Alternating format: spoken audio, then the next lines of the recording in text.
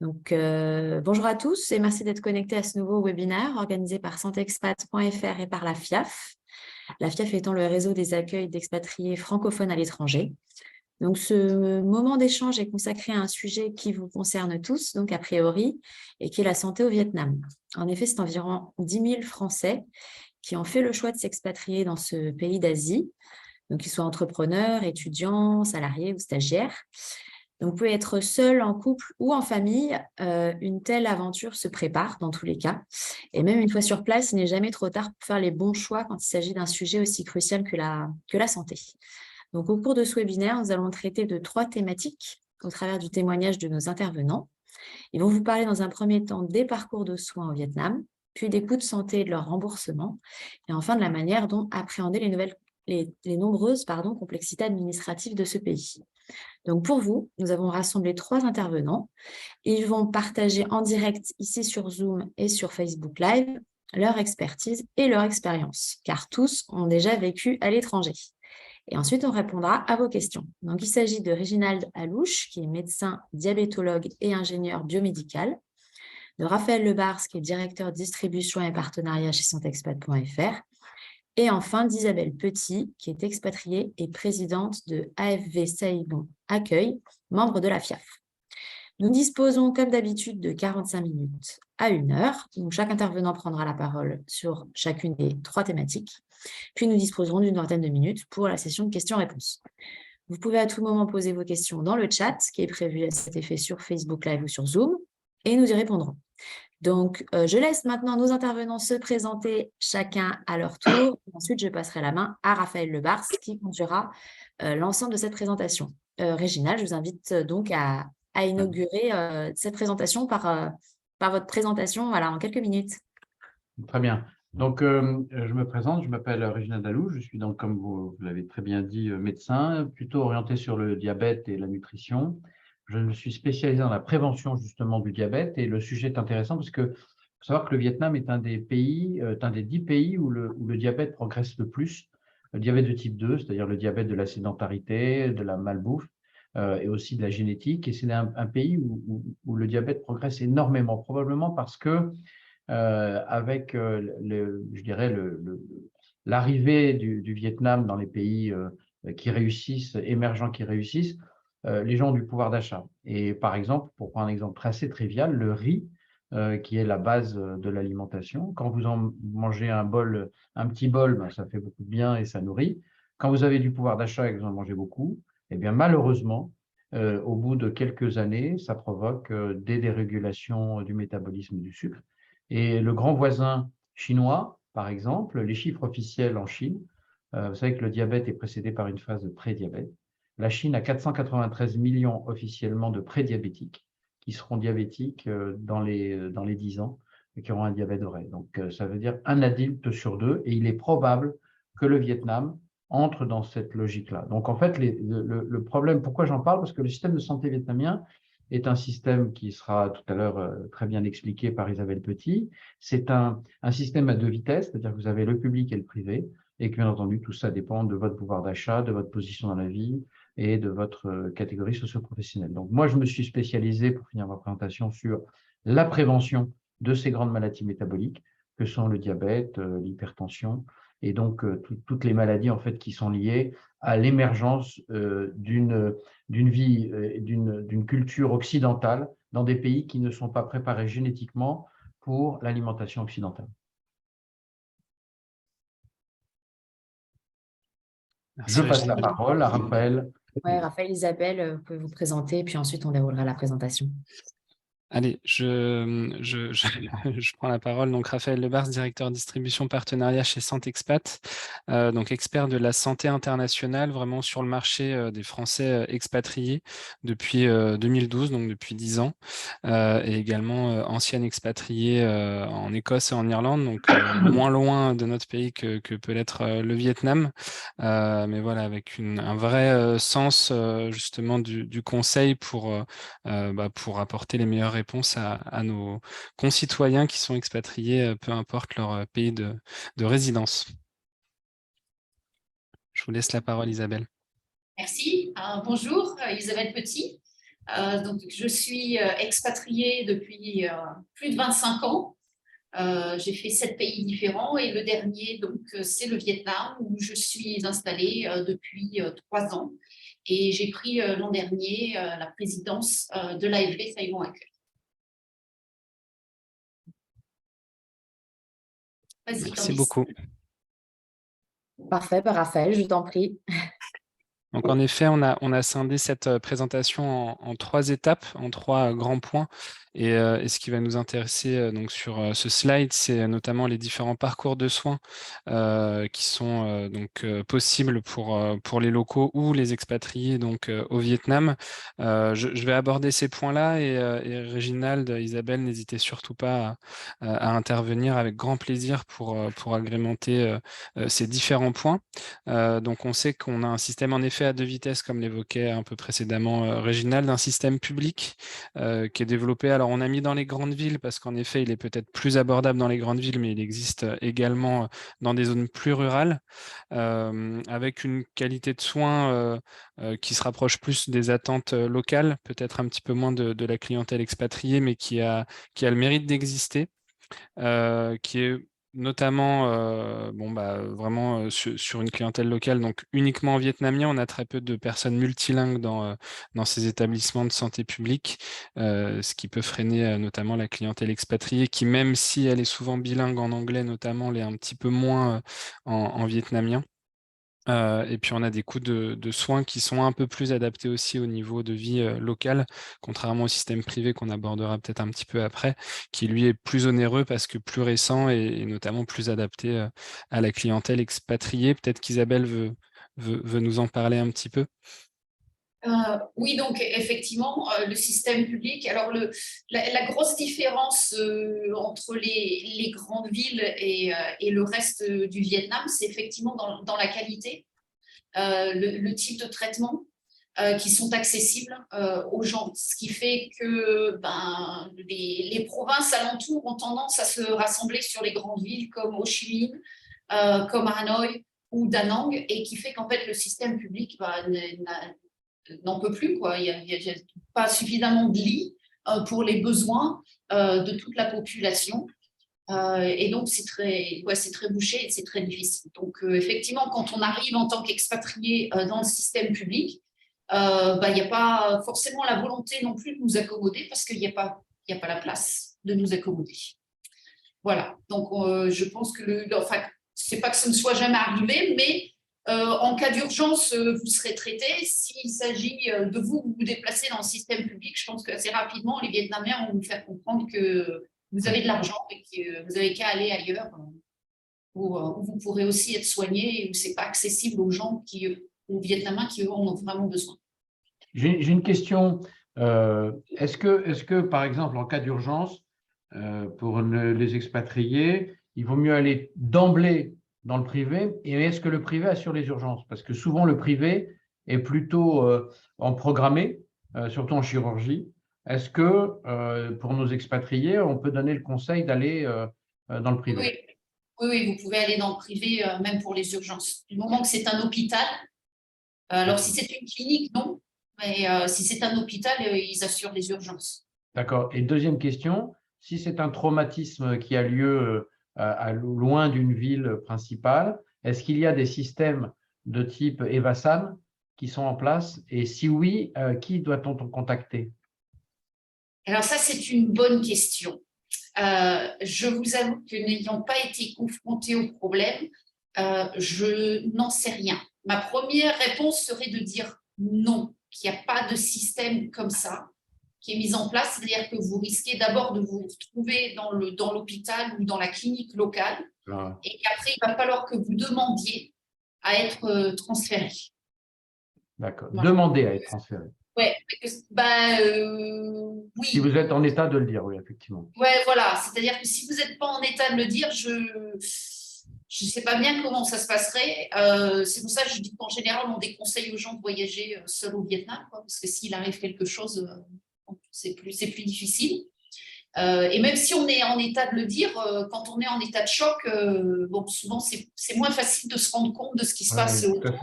Donc, il vaut mieux être accompagné dans ces cas-là. Ceci dit, les Vietnamiens sont très ouverts. Je crois qu'ils comprennent assez bien que les attentes peuvent être différentes. Et donc, ils n'hésiteront pas à vous aider. D'accord. OK. Voilà. OK. Merci beaucoup à tous les deux. Donc, on a le système public donc plutôt adapté à la clientèle locale. On a un système privé qui, lui, donc, est assez récent. Mais qui est très qualitatif en termes de qualité de soins. On a un personnel beaucoup plus formé aux méthodes occidentales parce que certains ont suivi leurs études de médecine ou ont fait des stages dans des pays occidentaux. Alors forcément, ça a un coût plus important que le secteur public parce que du fait du côté récent de ces établissements qui veulent rentabiliser l'investissement, bien sûr, rapidement et de la qualité aussi des différents soins pratiqués. Je ne sais pas si, Réginald, vous voulez Oui, en parler un petit peu. moi, il y a une chose, c'est que la tradition voulait que les médecins vietnamiens étaient plutôt formés par les Russes à une époque. Est-ce que c'est toujours le cas ou pas? Ou est-ce que depuis 20 ans, les choses ont changé? Non, les choses ont bien changé depuis 20 ans. Alors, ça ne veut pas dire qu'il y en a toujours qui sont formés par les Russes. Hein. Il y a encore des formations. Donc, c'est sûr, mais on a de plus en plus de médecins qui sont formés en Europe, en Australie et en Amérique du Nord. D'accord. Et la performance, enfin moi, ce que je lis dans les publications, c'est que au Vietnam, il y a une grande école d'ophtalmologie. Alors, est-ce que c'est toujours vrai pour la chirurgie ophtalmologique ou pas? Parce que ça peut être même un plus. Parce qu'en fait, quand on est expatrié, on a toujours une vision un peu, comment dirais-je, pas péjorative, mais dans des pays, nous on a l'habitude de la France qui est un pays absolument incroyable, enfin je pense qu'il va, bientôt on dira qu'il l'était, parce qu'on a fait numerus clausus, parce qu'on a fait beaucoup de bêtises, on a joué avec les boutons, et qu'on a voulu réguler l'offre en régulant, enfin on a voulu réguler la demande en régulant l'offre, hein, ce qui est la doxa de la CNAM depuis des années. Et le problème, c'est qu'aujourd'hui, il n'y a plus de vocation. C'est-à-dire qu'il y a moins de 10%, je crois, des médecins qui sont thésés, qui ont une thèse, qui vont visser leur plaque. Donc, de toute façon, le problème n'est plus la numerus clausus, le problème, c'est l'attraction du métier. Mais je pensais que, mais c'est peut-être une erreur, hein, qu'il y avait une grande école ophtalmologique au Vietnam, et ça peut être un plus pour les expatriés parce qu'ils peuvent effectivement avoir des traitements particuliers au Vietnam, mais je n'en sais pas plus. Ça, c'est le premier point. Le deuxième point, c'est on m'a dit que quand même les délais d'attente étaient très très importants en consultation au Vietnam. Est-ce que c'est toujours le cas ou est-ce que les choses se sont arrangées ou est-ce qu'il y a des villes où c'est plus facile? C'est-à-dire, est-ce que Ho Chi Minh Ville est plus facile que Da Nang ou que Hue ou que voilà? Alors, pour répondre à la première question sur l'ophtalmologie, je sais qu'il y a pas mal d'offres effectivement au niveau des opérations ophtalmologiques. Oui. Maintenant, je ne serais pas capable de commenter sur l'école d'ophtalmologie. Je ne suis pas au courant. Ce que je peux dire, c'est que ce soit dans le système privé ou dans le système public, il y a des très bons médecins. D'accord. Donc, dans les deux. Il y a des très bons médecins dans les deux. La différence entre les deux est plutôt sur, je dirais, les à côté. Okay, donc, il n'est pas sur le diagnostic, il est sur la qualité, enfin, ou sur la modernité des équipements qu'on va utiliser, et sur la qualité des soins à côté, quoi. Donc, je dirais, les par soins exemple, paramédicaux, c'est-à-dire les soins l'hébergement. paramédicaux, je dirais, ou les soins palliatifs, quoi. Donc, en cas de douleur, qu'est-ce qui va être fait? Palliatif. Oui, pardon, oui, vous avez raison. Palliatif, c'est après. Oui. C'est mal barré quand même, palliatif. C'est mal barré, voilà, c'est mal barré, exactement. Mais éventuellement, je dirais ça aussi, quoi. Donc, c'est plutôt des soins qui sont à côté, c'est-à-dire qui ne concernent pas directement votre maladie ou votre problème, mais la façon dont les patients sont entourés accompagnés. Accompagnés, et je dirais même jusqu'à un certain point dans le système public, parce que j'ai entendu des gens dire que les familles, en fait, amenaient de la nourriture aux patients. Oui, mais ça, c'est traditionnel en Asie souvent. Hein. Nourri correctement.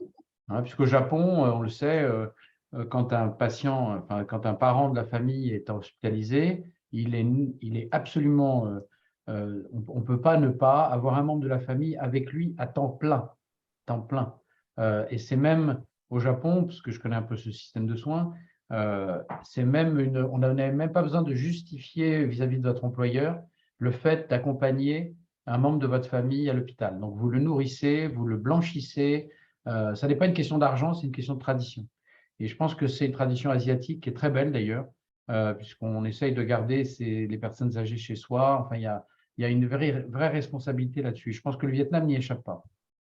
Oui, non, mais c'est possible effectivement que ça fasse partie aussi d'une certaine La culture, oui. Ouais, voilà. Et alors, la deuxième question, rappelez-moi, entre-temps, j'ai répondu avec enthousiasme à la La première. première sur la deuxième question, c'était, je ne me souviens plus non plus, vous m'avez eu là. C'était sur… Les moi, délais par exemple, d'attente. oui, les délais d'attente, voilà, en consultation. Ah voilà, les délais d'attente. Écoutez, moi, j'ai pas remarqué. Ah bon, Franchement, en tout cas, dans le système, alors, je n'utilise pas le système public, principalement à cause de la langue. Et je n'ai pas remarqué dans le système privé que les délais d'attente soient si importants que ça. d'accord, donc ça veut dire que… On veut le spécialiste et qu'il n'y en a qu'un surtout au Oui, Chili. on est d'accord. Mais enfin, ça, c'est partout pareil. D'accord. Mais si, par exemple, vous avez pris rendez-vous dans un centre privé, en général, vous passez à l'heure ou pas? Oui, en général, ils sont à peu près à l'heure. D'accord. Oui. Ok. Oui. Enfin, en tout cas, ce n'est pas quelque chose qui m'a choqué par rapport aux attentes que j'ai pu avoir avec des médecins français, quoi. Voilà. Parce que quand on est expatrié, en fait, et qu'on est un peu perdu, surtout au début, connaître, par exemple, le système des urgences, du fait qu'il n'y ait pas d'Evasan, comme vous venez de le dire, est-ce qu'éventuellement, dans le package assurantiel, il y a un numéro vert qu'on peut appeler en cas d'urgence pour l'accompagnant? Parce que, bon, lui, l'accompagné, il peut être dans le coma, il peut être un traumatisme. Est-ce qu'il y a un numéro qu'on peut appeler pour assurer le rapatriement ou assurer le fait qu'on va s'occuper en Evasan du patient? Alors moi, je vais parler pour ceux que j'ai vus. Donc effectivement, au niveau des assurances privées internationales, il y a quasiment toujours, alors on paye pour ou on ne paye pas pour, mais il y a toujours une évacuation qui est effectivement possible. D'accord. Voilà. Alors on décide de le prendre ou de ne pas le prendre, mais moi j'ai toujours vu effectivement une évacuation possible. Et éventuellement une évacuation même en dehors du Vietnam si jamais les conditions… C'est ça, les assistances rapatriement des assureurs, en fait, d'abord vous rapatrient vers la zone qui peut être dans le même pays, qui va vous prendre en charge et consolider votre état. Donc ça peut être dans le pays en question si je suis dans une zone rurale et que je dois aller vers Ho Chi Minh par exemple, ou alors si à Ho Chi Minh on n'a pas le bon spécialiste et qu'en Thaïlande ou à Singapour il y a un spécialiste de renom pour cette pathologie-là, ça peut être une redirection vers un autre pays, quoi. Ok, d'accord. Très bien. Sinon, donc, on a vu les consultations, on a vu les urgences. La maternité, moi, ça m'intéresse beaucoup de vous entendre sur la maternité. Est-ce que vous avez des anecdotes peut-être ou des retours d'expérience sur la maternité au Vietnam, Isabelle? Alors, moi, la maternité, c'est derrière moi, mais on a un certain nombre de personnes qui font partie de l'association qui sont arrivées enceintes ou qui sont tombées enceintes au Vietnam. Et alors, je pense que la maternité, ça dépend beaucoup, enfin, comme tous les soins d'ailleurs, du niveau de confort personnel qu'on a. Et entre autres, avec la langue anglaise. Mais il y a beaucoup de femmes qui accouchent ici. Plutôt dans le système privé aussi, Dans le système privé, je dirais. exclusivement. Ouais.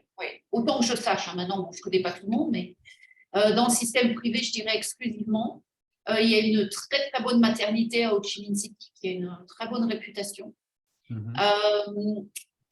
Et par contre, je connais aussi des gens qui ont eu des maternités à risque et qui ont décidé de rentrer en France pour cette maternité. Donc, Et pour des sièges ou pour des gémellaires, peut-être? Pour une grossesse tardive, je dirais, donc Ah oui, d'accord. avec un certain âge. Voilà. D'accord. Ok. Ouais. C'est vraiment, enfin la maternité, c'est un vrai sujet chez les expats. En effet, soit qui arrivent, donc dont les femmes arrivent enceintes directement dans le pays ou tombent enceintes rapidement, et notamment sur des pays où il y a la barrière de la langue. Donc c'est une garantie qui est vraiment essentielle, et le niveau de couverture pour le coup des assurances santé internationales est assez bon. On est souvent bloqué sur des pays chers comme le Canada, les États-Unis, où les plafonds des assureurs sont trop bas par rapport aux frais réellement pratiqués, où une Mhm. maternité peut coûter 30 000 $ par exemple aux États-Unis. Au Vietnam, on est moins confronté à ce problème de plafond, donc on a une prise en charge en général à 100% des frais réellement engagés pour les assurés. D'accord. Voilà. Par contre, c'est vrai qu'au niveau des assurances, il faut faire attention à la maternité parce que c'est pas toujours inclus. Exactement. Ouais, on a des assureurs qui ont des formules où tout est inclus, et certains où la maternité est une option, avec parfois des délais de carence qui peuvent aller jusqu'à 10 mois sur la maternité. Donc, il faut vraiment prendre cette option-là dès le début si la maternité peut être un sujet pendant l'expatriation. Ouais. Exactement. Oui. D'ailleurs, c'est un des pièges de certains plans, comme on dit, d'assurance, hein. C'est de ne pas inclure, il faut inclure maternité, maladie cardiovasculaire, urgence. Enfin, il faut vraiment bien lire les contrats, hein. Oui, il faut aussi savoir qu'il y a beaucoup d'assurances internationales, en Mhm. particulier toutes les assurances anglo-saxonnes, hein, ou plus Oui, anglo-saxonnes que françaises, qui vous font passer des interviews, enfin un questionnaire de santé, qui vous demande de Ouais. remplir un questionnaire de santé et qui vont je veux dire, sans trop de problèmes, exclure un certain nombre de choses. Donc, moi, par exemple, j'ai eu des problèmes de thyroïde, je me suis fait opérer de la thyroïde et régulièrement, j'ai des assurances qui ne veulent pas me couvrir ma thyroïde. oui. Oui, c'est Ouais. tout le problème du questionnaire qui a valu, vous savez, c'est l'histoire, hein, c'est l'histoire pour l'Obamacare. C'est qu'en fait, les gens aux États-Unis, avant de prendre un premium assurantiel pour la santé, on leur fait signer un questionnaire. Et en fait, quand on fait ce questionnaire, quand on signe ce questionnaire, ben, ça permet d'exclure des gens. Et donc, Obama, en fait, l'Obamacare, c'était quoi? C'était d'imposer aux assureurs de ne pas demander le questionnaire et d'assurer tout le monde. Moralité aujourd'hui, vous avez des États qui ne sont pas couverts qui sont couverts par aucune assurance, par aucune Health Maintenance Organization. Donc, il faut vraiment bien lire les contrats. Oui, le questionnaire de santé, c'est malheureusement un élément qu'on retrouve souvent sur l'assurance santé internationale, quelle qu'elle soit anglo-saxonne ou française.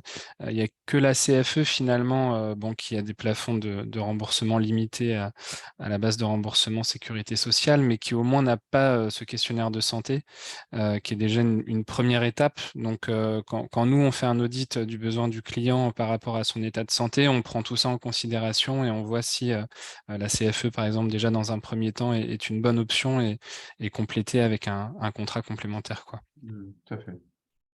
On voulait vous parler aussi des coûts et des niveaux de remboursement, donc des soins au Vietnam.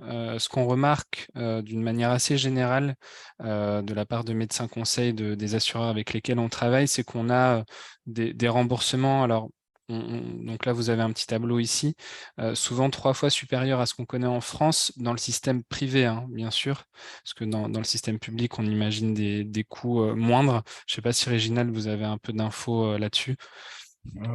C'est-à-dire que vous avez un médecin généraliste français, c'est 25, vous l'avez vu.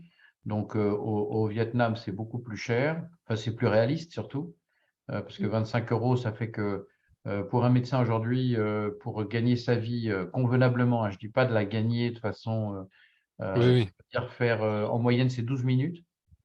Donc, faire 4 consultations à l'heure. Donc, c'est de l'abattage, hein. Parce que 12 minutes, ça ne me permet même pas de déshabiller un patient, hein. Donc, je pense qu'on n'est plus dans le réalisme en France depuis longtemps parce que on est incapable d'éviter le nomadisme médical. C'est-à-dire qu'il y a beaucoup de gens qui voient plusieurs médecins ou qui font que ça. Et donc, ils empêchent les autres de… Voilà. Bon, bref.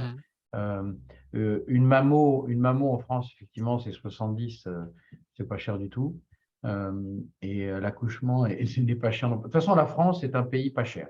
Ouais. Quand vous discutez avec les gens de l'industrie pharmaceutique, la commission de transparence qui fixe les prix pour la sécurité sociale se bat bien. Et les médicaments français, il y a un rapport avec les États-Unis de 1 à 10, hein. Un stick de Ventoline en France, ça peut coûter 3-4 euros, ça coûte 40 ou 80 $ aux États-Unis. Donc voilà, il y a vraiment des différences fondamentales. Et en fait, je pense que tout simplement, dans le privé, ils sont au coût réel. Parce qu'en fait, la sécurité, les coûts hospitaliers français, dans les 100% de coûts de santé français, vous avez le premier, c'est l'hôpital, c'est 55% des dépenses. Et dans les 55% des dépenses, vous avez 75% qui sont liés au personnel. Donc en fait, un hôpital vide en France coûte quand même 75% de son budget, sans soins. Voilà. Et tout le problème, il est dans la souplesse que ne nous permet pas le statut de la fonction publique hospitalière. Donc, dans le privé, ils n'ont pas ce problème, et donc ils font le coût réel, alors que nous, en fait, on le subventionne. Voilà. Donc, non, c'est conforme. Ok.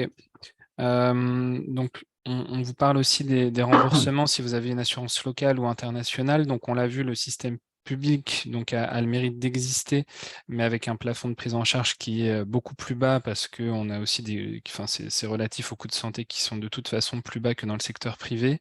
Il y a également la possibilité de souscrire une assurance privée locale, mais sur lequel je crois savoir, d'après les études qu'on a menées, qu'il y a également des questionnaires de santé. Isabelle, sur les assurances privées vietnamiennes? Alors ça, je ne serais pas capable de vous dire parce qu'en fait, je n'ai jamais regardé. Le problème de l'assurance privée locale comme le système public, c'est l'administration et le manque je dirais, de performance ou le temps qu'il faut pour se faire rembourser. Ouais. Donc, voilà. Et la quantité de paperasse surtout qu'il faut faire. Donc, oui, ils sont très paperasses.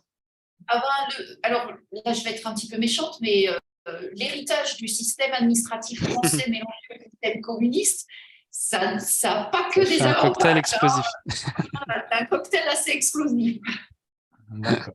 Donc, ils ont poussé ça dans la beauté administrative absolue, quoi.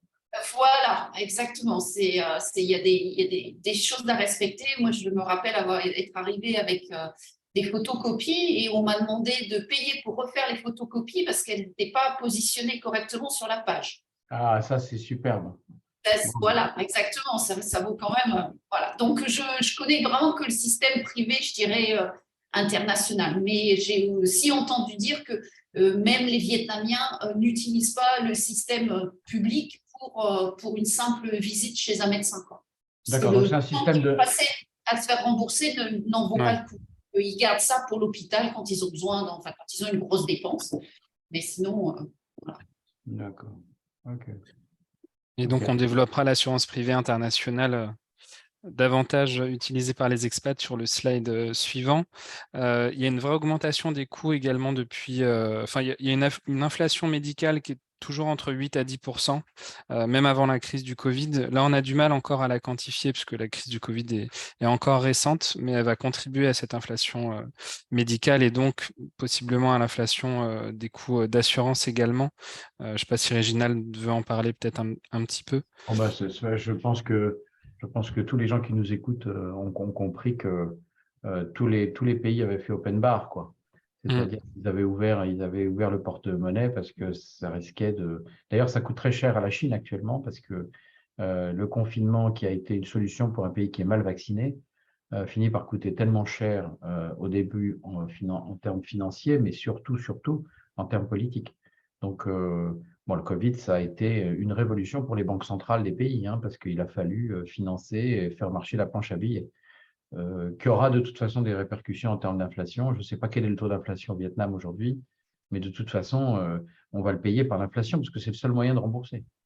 En fait, l'inflation va rembourser les crédits d'avant, donc le pouvoir d'achat va diminuer. Alors, je sais pas, je pense que le Vietnam est un pays très très stable et que donc il s'en sortira très bien. Je ne connais pas la couverture de vaccination du Vietnam. D'ailleurs, je peux rechercher, mais je pense que ça devait être une couverture. Est-ce qu'ils ont utilisé le vaccin russe à un moment, je crois?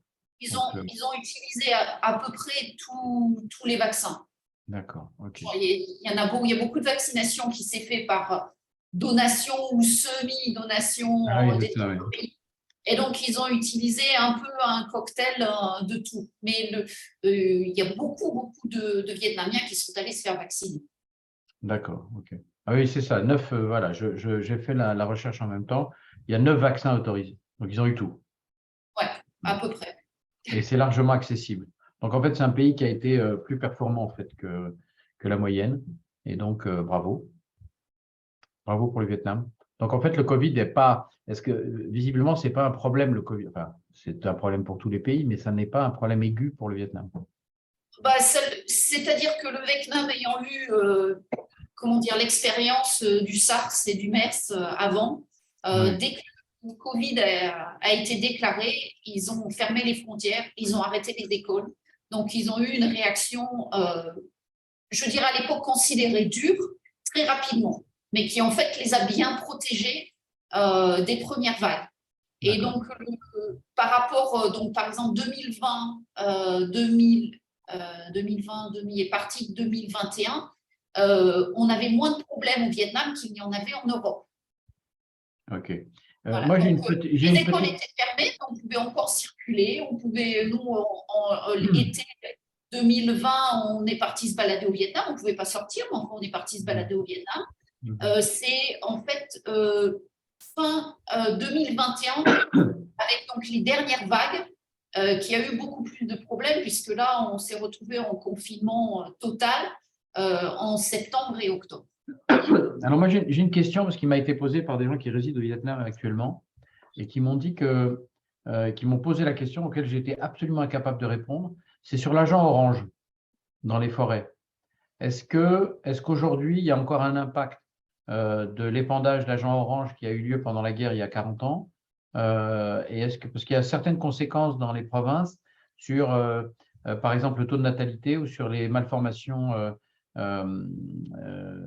prénatales. Donc, est-ce que vous avez des conseils à donner Alors, au niveau des conseils, donc, il y a effectivement pas mal d'histoires de malformations des enfants avec l'agent orange, mais je dirais à travers les générations. C'est-à-dire que ce n'est pas forcément eux qui ont été soumis à l'agent orange, mais leurs parents ou leurs grands-parents. C'est-à-dire qu'il semble que ça traverse les générations. Voilà, donc il y a ça. Au niveau de l'effet actuel que ça aurait encore, je dirais, sur les plantations, il y a beaucoup moins d'informations. Ce que je peux vous dire par contre, c'est que nous sommes partenaires avec les Vergers du Mékong, qui est une entreprise ici qui a été fondée par un Français et qui fait des produits, du café, et qu'il y a quelques années, ils avaient fait une étude pour étudier l'impact de l'agent orange sur leur plantation et qu'ils n'avaient pas trouvé de matière à problème. Ok, voilà. Très bien. Ah non, ça ne veut pas dire que c'est le cas partout au Vietnam. Hein, mais bon, oui. Voilà. C'était une grande question. C'est comme pour les gens qui vivent au Cambodge, le problème des mines antipersonnelles qui sont encore malheureusement assez actives dans les campagnes. Ouais. Moi, je dirais que, bon, là, après, sans parler de l'agent orange, il y a sans doute un problème au Vietnam d'utilisation des engrais. Ah oui, c'est massif. Hein. Voilà, c'est assez massif et que donc, moi, je ne le fais pas systématiquement, mais bon, si on peut s'offrir du bio, c'est peut-être pas plus mal. D'accord. Ok. C'est certainement moins régulé que ça ne l'est en Europe. D'accord. Merci pour la réponse, parce que c'est des questions qu'on me pose et moi, je suis incapable de répondre sur l'agent orange au Vietnam. Hein. En plus, c'est souvent les régions frontalières avec le Cambodge. Donc, c'est des régions assez reculées. Mais parfois, il y a des gens qui font des treks et qui posent la question. Merci beaucoup. On va parler des solutions d'assurance qui sont possibles au Vietnam. On a un système de santé local qui tend à être développé par le gouvernement vietnamien, donc qui est un système de soins universel qui couvre davantage les frais de santé de base et dont les expatriés, pour lesquels les expatriés sont également éligibles s'ils ont le statut de résident permanent Est-ce qu'Isabelle, vous avez un peu plus d'infos sur ce système de santé qui est en train d'être développé? Alors oui, je sais qu'ils sont en train de développer un système de soins universel, mais je vous avoue que comme la plupart des textes sont en vietnamien, voilà, on n'a pas beaucoup accès à ça. Mais bon, c'est déjà bien qu'ils fassent l'effort. Après, on verra comment ça se développe, mais c'est déjà bien qu'ils fassent l'effort. Au niveau du statut de résident permanent, j'avoue que je ne sais pas. Je sais que quand nous sommes arrivés ici, on a proposé à mon mari une carte de sécurité sociale locale, mais que nous n'avons jamais utilisée parce que tout le monde nous a déconseillé de le faire en disant ça vaut pas la peine, ça vaut pas le coup. Il faut que tu aies une assurance internationale et que tu fasses avec ça. Donc voilà. Donc c'est tout ce que je peux. Tout ce que je vous dire, mais ça ne m'étonnerait pas, de même que pour quand on a fait la vaccination, les Vietnamiens n'ont jamais parlé d'exclure les étrangers, comme il y a pu y avoir des discussions dans d'autres pays. Hein. Immédiatement, ils ont englobé tout le monde. Tous ceux qui étaient présents. Ouais. Voilà, tous ceux qui étaient présents. Il n'y a jamais eu un ordre où les expatriés passaient après les Vietnamiens. Ils ont fait d'abord par ordre de priorité au niveau de l'emploi. Et d'ailleurs, les enseignants sont passés en assez bonne place. Et puis après, c'était par ordre d'âge, de tranche d'âge. Ok. Et en effet, donc on a les assurances santé internationales qui sont vraiment privilégiées par les expatriés pour plusieurs raisons qu'on a notées ici, notamment l'accès au système privé. Donc, comme on l'a dit, avec davantage de personnel bilingue et une qualité de soins qui est au moins aussi bonne que ce qu'on peut connaître en France également, avec un remboursement à 100% des frais réels, c'est-à-dire sans reste à charge pour donc les assurés.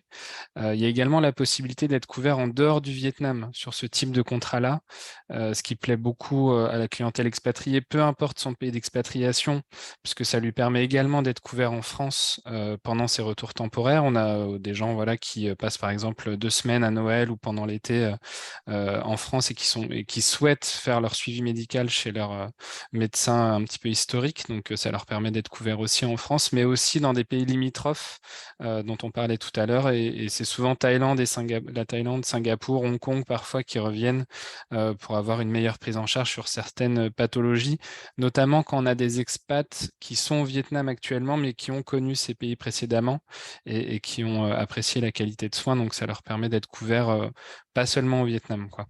Et l'un des arguments aussi, c'est le fait de ne pas avoir à avancer les frais en cas d'hospitalisation. Donc même si c'est des assurances santé internationales, il y a des plateformes 24 heures sur 24, 7 jours sur 7 qui permettent d'éviter l'avance de frais de la part de l'assuré et de régler directement l'hôpital privé au Vietnam. Peut-être que vous voulez en parler, Isabelle, sur des retours d'expérience. Effectivement, je confirme. Il y a beaucoup d'hôpitaux qui ont des accords avec les assurances privées, qui en général sont assez bien affichés. Donc, quand vous rentrez à l'hôpital, souvent au niveau de la réception, vous avez, voilà, on a des accords avec ces assurances. Ceci dit, pour avoir utilisé une assurance qui n'avait pas d'accord avec eux, ça s'est quand même très bien passé, quoi. En 24 heures, ça a été réglé. Ce qu'il faut savoir par contre, c'est bon, les assurances de santé internationale peuvent revenir très cher. Okay. Donc, quand on arrive de France, on a l'habitude d'avoir une couverture qui est assez complète. Eh bien, on peut se faire peur en regardant le prix que demandent les assurances de santé internationale. Donc, moi, ma recommandation pour les gens qui viennent en expatriation au Vietnam, c'est s'ils viennent en expatriation avec une compagnie, c'est de négocier ça dans leur contrat, que leur assurance santé soit couverte par l'employeur. Ouais. Par l'employeur. Même s'ils doivent en payer une partie ou même si on leur demande de payer, le fait est que l'employeur a plus de chances d'avoir des contrats intéressants qu'un individu. Okay, surtout, c'était plus ça, c'est un premier élément. Ouais. Ça, c'est un premier élément. Deuxième chose, pour vous donner un exemple, en ce qui nous concerne, nous sommes couverts pour les frais d'hôpitaux, mais pas pour les frais de médecins. Parce qu'on nous demandait pour notre famille de 4, 3 000 dollars pour couvrir les frais de médecine normale. Okay. Et que, en fait, quand on a fait nos comptes sur les 4 dernières années au niveau de ce qu'on avait dépensé, on n'a jamais dépensé 3 000 dollars en médecin. Oui, donc c'est le rapport coût-bénéfice par rapport à l'assurance. C'est pas... Voilà, exactement. Donc, ça dépend de votre âge aussi, ça dépend de votre niveau de consommation médicale, quoi. C'est ça. Voilà. Ouais. Ça dépend Voilà. du contrat parce qu'il y a des assureurs qui ont des garanties hospitalisation assez étendues qui peuvent couvrir éventuellement un suivi d'une pathologie redoutée, même si on n'a pas la médecine courante. En revanche, il y a des assureurs qui incluent le fait d'avoir un suivi régulier de ces maladies-là seulement si vous avez la médecine courante. Donc là, on est plus dans le cadre de l'aléa et moins de la consommation. Et en effet, si ça devait arriver, ça pourrait être des coûts importants si on n'a pas cette option médecine courante. Mais encore une fois, c'est un calcul, enfin voilà, c'est aussi de la rentabilité. Voilà, c'est un calcul personnel à avoir, mais moi, ma recommandation, c'est si vous pouvez négocier et être couvert pas sous contrat de la compagnie, c'est beaucoup plus facile. Ça évite d'avoir à trop payer et ça évite aussi beaucoup de frustration. Ça évite parfois aussi le fameux spectre du questionnaire de santé. Voilà, le questionnaire de santé, mais aussi simplement d'avoir en permanence à discuter, à trouver une assurance qui vous convienne, à comparer. Je trouve que c'est moi, personnellement, je trouve que c'est un processus qui est extrêmement frustrant. Merci beaucoup. On voulait vous parler aussi donc, de l'accompagnement de Santexpat, donc, qui reprend un petit peu tout ce qu'on a déjà évoqué, c'est-à-dire que Santexpat, donc, on est basé à Paris, on a le statut de courtier, donc on a lancé ce comparateur donc, qui est très digitalisé, qui vous permet de faire une sélection des meilleurs contrats d'assurance selon votre pays d'expatriation, votre âge et votre composition familiale. Et après, vous êtes en contact avec un conseiller commercial qui va rentrer un petit peu plus dans le détail de vos besoins, connaître votre budget, comme le disait Isabelle, si c'est plus adapté pour vous de prendre que de l'hospitalisation, rajouter des soins courants, de la maternité, de l'optique dentaire, rapatriement, etc. Donc, c'est vraiment un accompagnement personnalisé pour la sélection du contrat et la souscription. Et après, on reste donc votre interlocuteur pendant toute la durée de vie de l'expatriation. Donc, s'il faut changer de contrat d'assurance parce que c'est devenu trop cher ou plus adapté, on peut s'occuper de ça pour vous. Si vous changez de pays d'expatriation, on s'en occupe également. Et on a d'ailleurs lancé un contrat donc en 2022 à destination du Vietnam qui s'appelle Iliad, sur lequel on a notamment développé des outils comme la téléconsultation médicale, qui est un outil de plus en plus utilisé, alors même par les Français en France depuis la crise du Covid et le fait de ne pas pouvoir se déplacer facilement, mais encore plus par les expats qui peuvent parler français, qu'ils soient au Vietnam ou voilà, n'importe où dans le monde. C'est 24 heures sur 24, 7 jours sur 7, c'est compris dans le contrat. Et c'est typiquement le type d'outil qu'on veut continuer à développer pour faciliter l'accès à la santé pour les Français, peu importe leur pays de résidence.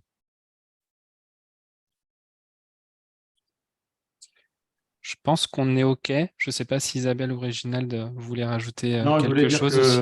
Je voulais dire que ces systèmes de téléconsultation se développent de plus en plus. Moi-même, j'ai des patients aux États-Unis, j'ai des patients en Asie, au Mexique. Voilà, parce qu'effectivement, parler français, c'est plus simple. En fait, on gagne du temps. Parce que souvent, dans une consultation, quand elle n'est pas évidente, on doit être dans la nuance. Et la langue est vraiment une barrière à ce moment-là, parce que une erreur de compréhension et vous vous retrouvez embarqué dans un traitement qui n'est pas tout à fait adapté. Donc, je milite beaucoup pour que, quand on est expatrié de langue française, on puisse avoir accès. Je ne parle pas d'une urgence absolue, hein, mais je parle d'une médecine plutôt classique. Je pense que la télémédecine, c'est un vrai plus comme avantage dans un contrat. Parfait, merci beaucoup à tous les trois. Ça nous fait une très bonne transition avec la session de questions-réponses qu'on va ouvrir. Là, on a déjà reçu une demi-douzaine de questions. On va peut-être du coup commencer par une question sur le contrat Iliad que Raphaël évoquait. On a une question sur le fait de est-ce que l'optique et le dentaire sont pris en charge dans ce contrat? Oui, on a 5 niveaux de garantie, 2 niveaux de garantie sur lesquels on est plutôt sur des soins de base où on n'a pas d'optique dentaire, et 3 niveaux de garantie un petit peu plus premium sur lesquels on peut retrouver de l'optique dentaire sur des niveaux de remboursement différents. Ok. Alors également, ça a été évoqué avec la téléconsultation et qu'un des avantages était qu'on pouvait parler à un médecin français. Peut-être ce serait intéressant de savoir, d'avoir le témoignage d'Isabelle sur est-ce que vous savez si voilà, des personnes dans votre entourage font appel à la téléconsultation. Est-ce qu'il y a beaucoup de médecins qui parlent français sur place? Comment ça se passe à ce niveau-là? Parce qu'en fait, très souvent, les expatriés souhaitent parler voilà, à des médecins qui ont leur langue maternelle. Exact. Donc, il y a en fait, je trouve, pas mal de Français, de médecins qui parlent le français au Vietnam, enfin, qui sont d'origine française ou belge, enfin bon, voilà, mais d'origine francophone au Vietnam. Je trouve qu'il y en a pas mal. Par contre, c'est vrai que si on ne veut vraiment que des médecins qui parlent le français, on se restreint quand même pas mal dans ces champs. Alors moi, je conseillerais aux gens le français et l'anglais. Voilà. Si vous pouvez être à l'aise à la fois en français et en anglais, ça vous offre quand même un choix au niveau des médecins et des hôpitaux qui est un peu plus varié. Mais il y en a pas mal, ouais. Oui, il y en a pas mal. Je pense que à peu près dans chaque spécialité, il est possible de trouver un médecin français. Ok.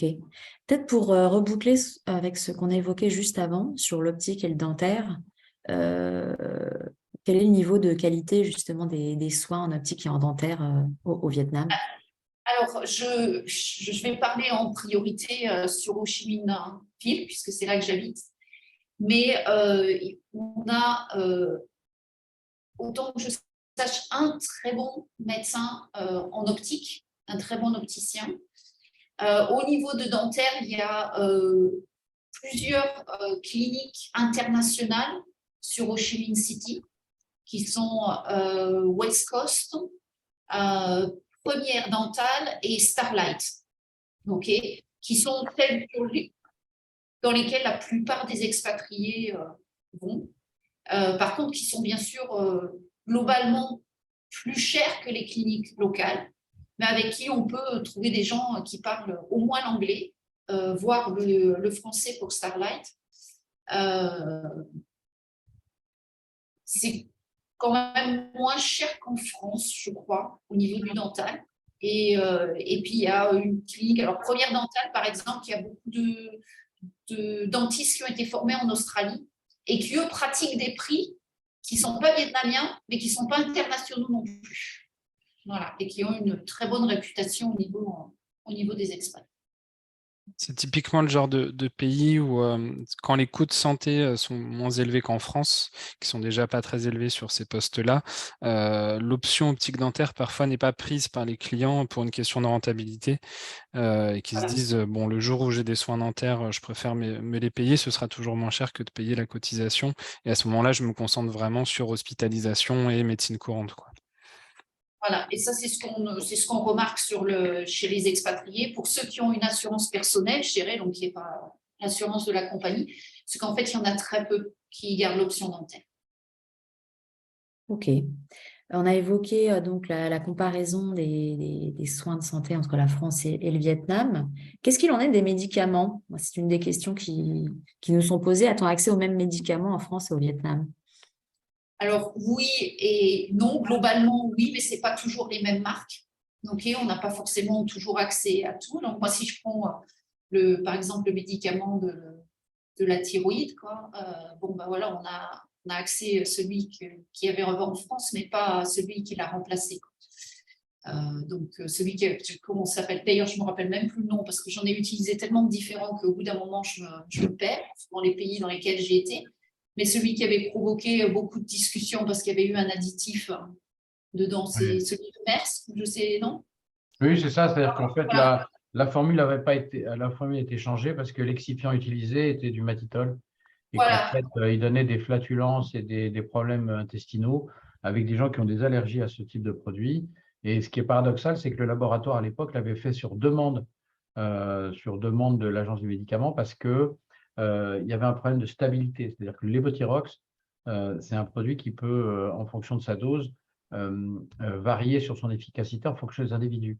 Et donc, on avait, à l'époque, les autorités de santé avaient demandé au laboratoire de le stabiliser pour être sûr que la bonne dose était appliquée. Mais du coup, quand les gens prenaient une certaine dose, comme elle était stable alors qu'avant elle n'était pas, il y a eu des effets indésirables qui n'étaient pas prévus.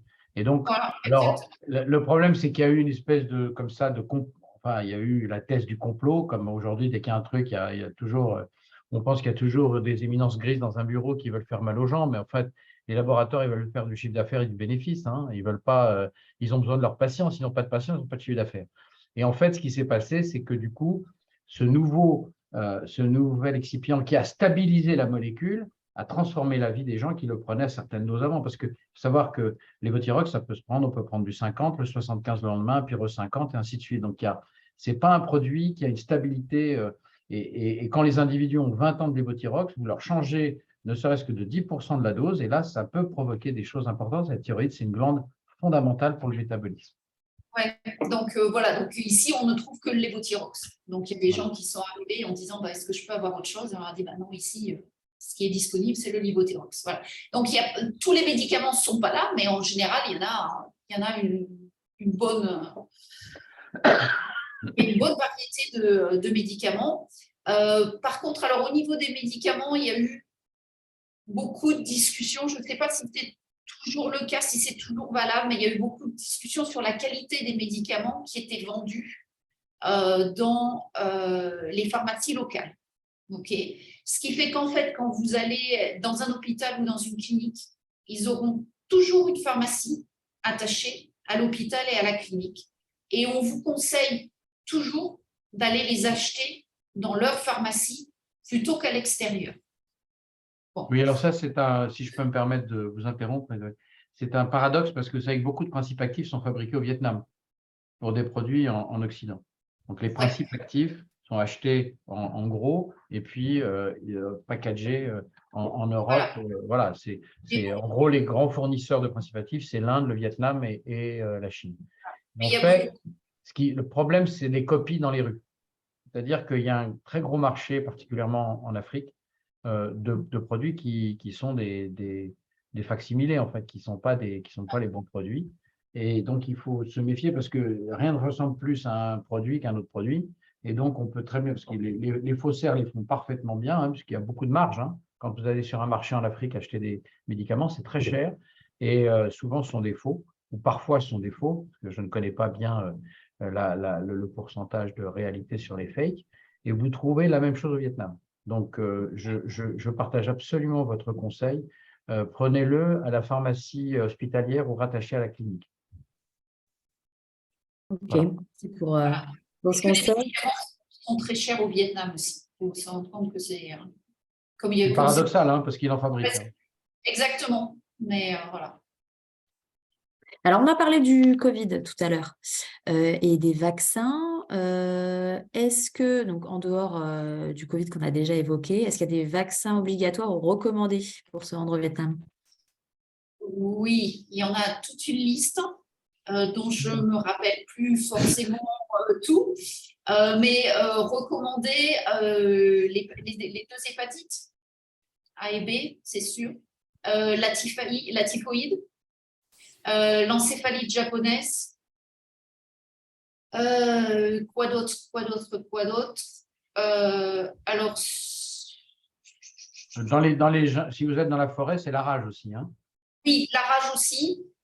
Si jamais on va être effectivement en contact avec beaucoup d'animaux, bon, quand c'est sur Ho Chi Minh City, ça me paraît moins indispensable. Par contre, il faut savoir que si effectivement vous vous faites mordre, là, on va vous injecter immédiatement. L'antirabique, oui. Il y a également, il faut parler du palu. Hein. Le palu, dans les centres urbains, a été assez bien combattu. Mais dès que vous sortez, surtout sur les hauts plateaux, vous avez vraiment intérêt à prendre une prévention antipaludéenne. Hein. C'est ce que j'allais dire. Donc, dans l'intérieur du pays, effectivement, il y a encore du paludisme, même si c'est de façon paradoxale peu reconnu au Vietnam. C'est-à-dire que dès que vous attrapez quelque chose au Vietnam qui ressemble au palu, en fait, on a tendance à dire c'est la dingue. Oui. Ce qui est le cas dans les zones côtières Oui. et dans les villes. C'est-à-dire Oui. qu'il y a beaucoup plus de problèmes de dingue que de problèmes de palud. Oui. Mais par contre, effectivement, quand on va vers le centre du Vietnam, il y a encore du paludisme. Et donc, il faut en être conscient, il faut le savoir. Et surtout, quand on attrape une fièvre comme ça qui n'est pas bien expliquée, bien demander qu'on vous fasse aussi le test du palud. Parce qu'ils auront tendance à ne pas le faire. Ok. Pour terminer, Isabelle, on a 2 questions vous concernant un peu plus personnelles. Merci beaucoup d'ailleurs pour votre témoignage très, très précis et toutes vos connaissances sur le sujet. Du coup, on a un spectateur qui s'interroge sur le choix que vous avez fait pour être couverte au Vietnam, et si vous avez une anecdote concernant la santé, si effectivement, du coup, vous avez été conforté dans votre choix de couverture de santé. Alors, nous, le choix qu'on a fait, comme je vous en parle avant, c'est nous ne sommes pas couverts pour les frais médicaux courants, je dirais, donc visite de médecin et les médicaments. Par contre, nous avons pris une bonne couverture en cas d'accident et en cas d'hospitalisation. Franchement, vu les prix des assurances privées d'un point de vue dentaire, ça vaut vraiment pas le coup de se couvrir. Voilà. Je dirais la même chose pour l'optique, globalement, parce qu'en fait, on peut se faire traiter et puis, ou diagnostiquer et acheter des lunettes pour moins cher qu'en France, et que donc, ça ne vaut pas forcément le coup de se faire couvrir. Maintenant, ça dépend aussi quel genre de problème on a. Je comprends bien, donc à décider. Oui, moi, je me suis retrouvée en fait une assurance que ma compagnie avant avait. Donc, quand je travaillais avant, on avait une très bonne compagnie d'assurance, et donc j'ai décidé de rester avec eux. Et puis, et finalement, je trouvais qu'au niveau des questions, ils étaient beaucoup plus raisonnables que la majorité des autres. Mais bon, il faut chercher. La première assurance qu'on a eue au Vietnam je ne vais pas dire n'était pas très chère, parce qu'on payait quand même 5 ou 6 000, je crois, mais avait été très stricte dans les couvertures. Donc, moi, ma thyroïde n'était pas couverte. Et donc, très rapidement, j'ai cherché autre chose, puisque de toute façon, c'était notre principal problème, c'était de faire couvrir mes problèmes de thyroïde. Voilà. Donc, je crois qu'il faut bien faire attention à ce dont on a besoin, et puis prendre le temps de choisir. Et s'y prendre longtemps à l'avance, parce que ça peut prendre du temps. Oui. Alors, ça peut être facilité de passer par un courtier, mais je crois qu'il faut, même avec un courtier, il faut bien savoir ce qu'on veut et ce qu'on recherche. Oui, juste un point, c'est très important ce que vous dites. Prenez du temps pour analyser et choisir votre assurance. Prenez vraiment du temps. Parce que l'assurance, c'est jamais cher quand on a un problème. Et ça coûte très cher quand on n'en a pas. Et donc, il faut vraiment, vraiment y consacrer au moins une demi-journée à chercher, à regarder, à parler aux gens. Parce que bien souvent, on part, on arrive, et c'est à ce moment-là on se pose la question. Mais là, il est juste un petit peu tard. Et je crois que c'est tout l'intérêt de ce type de webinaire, c'est d'anticiper, de préparer son voyage. Et moi, je conseillerais aux gens c'est vrai que maintenant, avec la carte Vitale, ça doit être moins facile, parce que du coup, on ne garde pas ses factures, parce qu'on n'en a pas. Mais nous, on a passé quelques heures à juste rassembler toutes nos factures sur quelques années pour essayer de comprendre en fait où est-ce qu'on dépensait de l'argent, et donc ce dont on avait besoin. Parce que souvent, on n'a pas conscience vraiment de la quantité d'argent qu'on dépense. On veut juste être bien couvert, en particulier les Français, parce qu'on a l'habitude d'être bien couvert, donc c'est une sécurité. Donc, on veut la sécurité. Mais en fait, une fois qu'on voit les prix des assurances internationales, il faut commencer à se poser la question, mais finalement, de quoi j'ai vraiment besoin? Merci beaucoup. Peut-être Raphaël a également un mot de la fin avant que je ne conclue.